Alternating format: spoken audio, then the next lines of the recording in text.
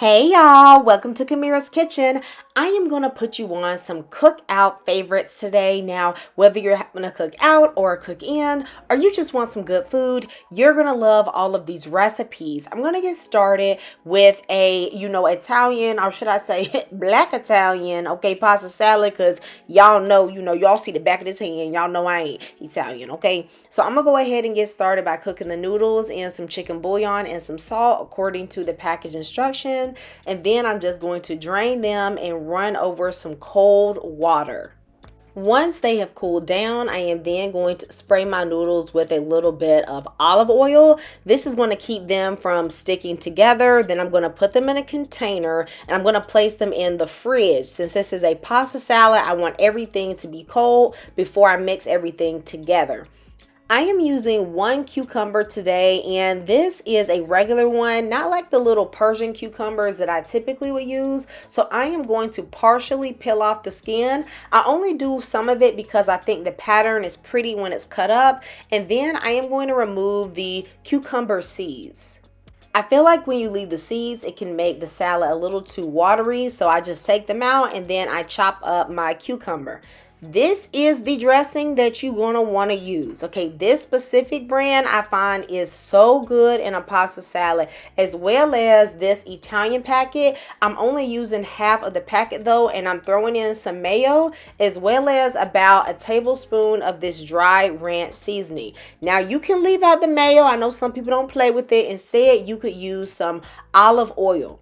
I'm going to add a little bit more of the dressing, and then I am going to place in my cool down noodles as well as some banana peppers. These are going to add a little bit of acidity, as well as some turkey pepperoni, some salami, my cucumbers, some really sweet cherry tomatoes, parsley, but you could also use chopped up basil, and some onion.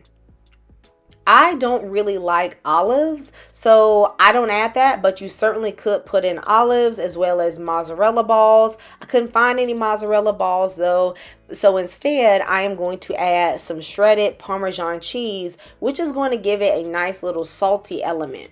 Once you mix everything together, you're going to want to taste it to see if it matches what you like, okay? Because you the captain in your kitchen, all right, baby?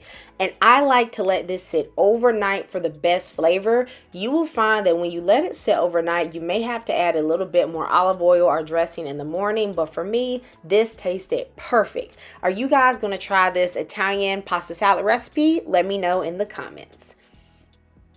Nothing like having a little bit of barbecue chicken. Today we're going to do a Caribbean inspired barbecue chicken recipe with my favorite cut of chicken, which is some thighs. So I'm going to go in and I'm just going to use some basic seasonings, a little bit of garlic powder, onion powder, pepper, chicken bouillon, as well as some garlic, allspice, and a scallion seasoning to give it a nice color. I'm going to put in some browning.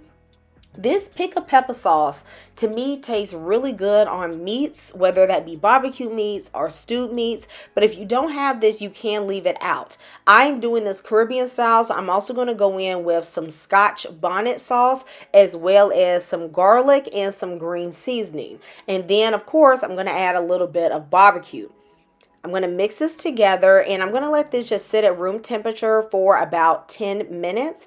And then I'm going to add this to my baking sheet. If you are doing this on the grill, of course, you can grill your meat instead. Once I have added all of my chicken thighs, I'm then going to put on some red onion and some peppers. Y'all, this is just going to make the juices taste real delicious and add lots of color. I'm going to add some fresh thyme as well just to kick up the flavor. I'm going to cover this and I'm going to place this in a 350-degree oven for about 20 minutes.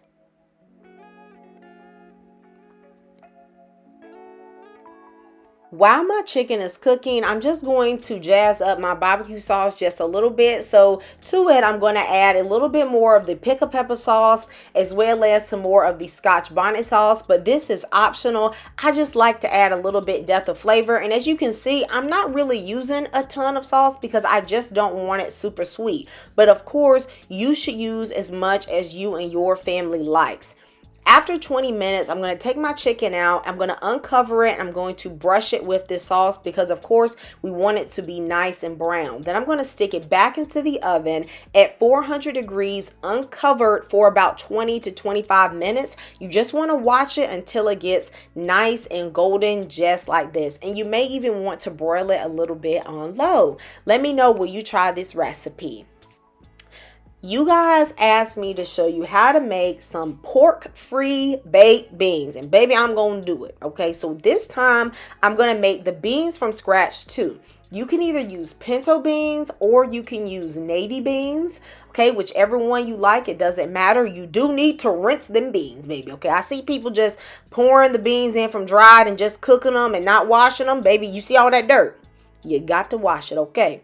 Now, to make things nice and simple, I prefer to cook these beans in the Instant Pot. I'm not going to soak them or anything like that, but whatever method you prefer for cooking beans, you can use. So I'm going to add these beans in with enough water to cover them by 2 inches. I'm also going to add in a bay leaf and a clove of garlic, and I am going to cook them on high pressure for 45 minutes, and then I will let them natural pressure release for about 45 minutes as well.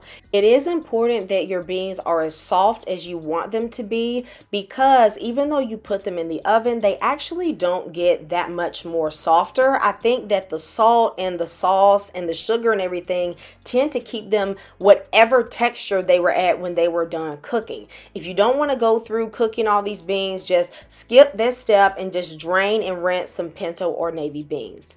Into an oven-safe dish, I'm going to add some butter and a little bit of olive oil. I'll also add a diced onion and saute this for about 3 minutes. Then I am going to put in some bell peppers. These ones I'd already had frozen. I chopped them up and I threw them right in here and I sauteed them for about 2 minutes. I am going to be using some lean ground beef. That 7327 beef is just too greasy in my opinion for this recipe. So I think you should either use 8515 or 93.7. Okay, since that is going to release the least amount of grease. And I don't like to drain it because I feel like that adds flavor. So that's why I just like to go for those lean cuts.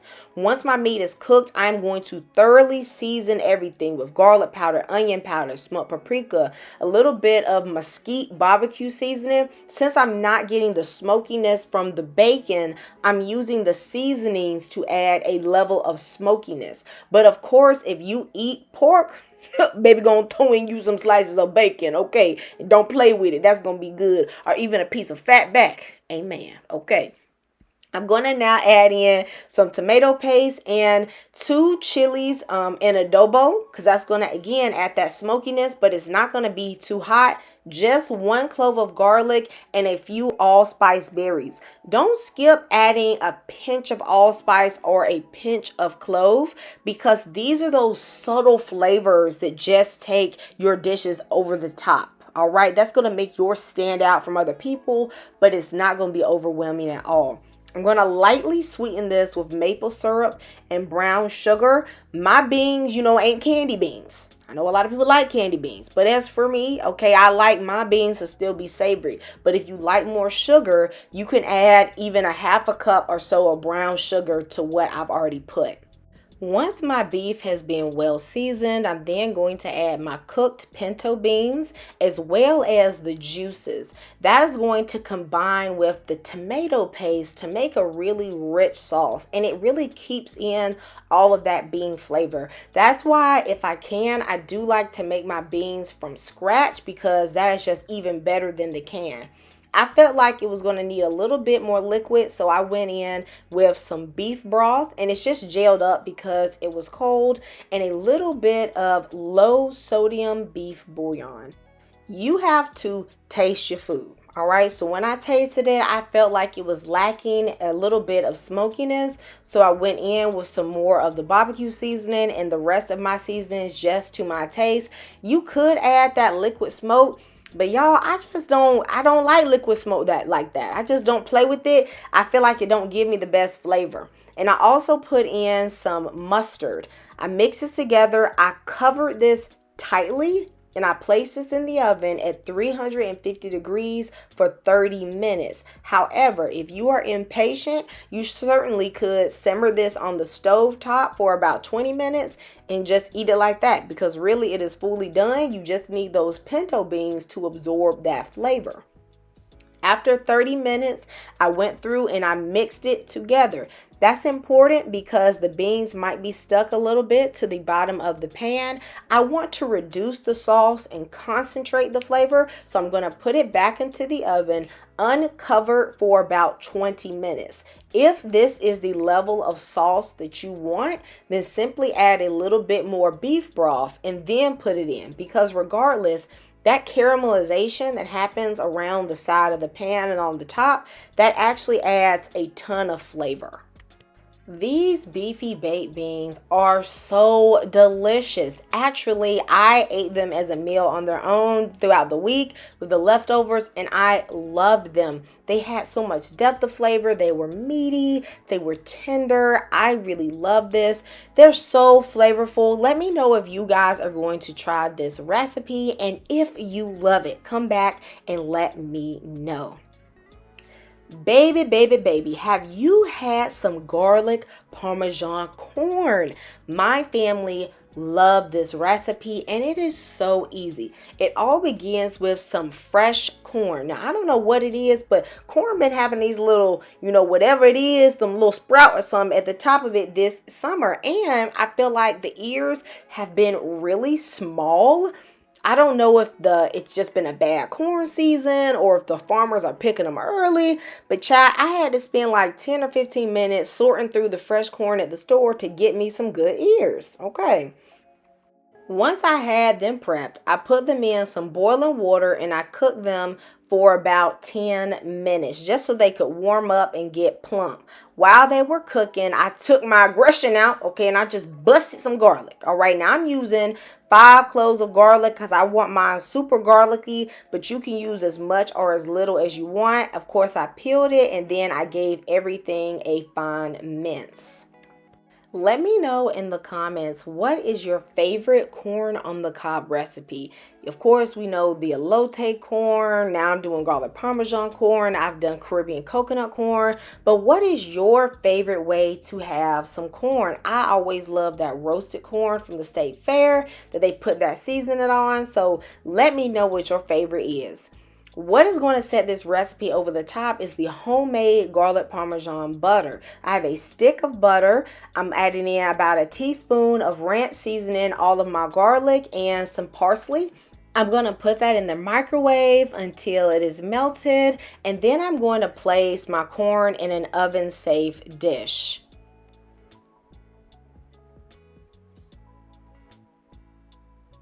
To season everything up, we're going to be adding that delicious garlic butter. I'm going to just pour it all over everything. Now at the side, I have some more dry seasonings, but I don't like to mix them into the butter. I feel like I get better coverage if I just sprinkle them onto the tops of the corn. My favorite seasoning out of all of them is a garlic butter seasoning. You can either use this one or you can use one by Kinder's. It really doesn't matter. To me, they taste pretty similar. Then I'm going to go in with some pepper and a little bit of Sazon Tropical, but you could also use Badia Complete seasoning. I am not going to add any additional salt because these seasonings have a little bit of salt. Plus, Parmesan cheese is really salty. So I would just wait until everything is done. Okay, and you take that first bite before you decide if you want to add any extra salt to this recipe. Of course, since I seasoned the front, I am also going to season the back because we're going to be eating all sides of this corn, okay? We're going to be up here cleaning off this cob, all right? And then I am going to put a generous amount of Parmesan cheese on the top. Baby, just get it all up in there, all right? Then you are going to put this in the oven at 350 degrees for about 20 minutes. You want to keep it in there until that Parmesan cheese melts, and you can kind of smell a little bit of that garlicky flavor because you want that fresh garlic to toast. On a scale of 1 to 10, tell me how delicious does this look? Are you going to try this garlic Parmesan corn recipe? Because baby, if you do, you definitely got to come back and let me know how you liked it. I hope you all enjoyed these recipes. You all know that I love you and Jesus loves you. And I'll see you next time in Kamira's Kitchen. Goodbye and God bless.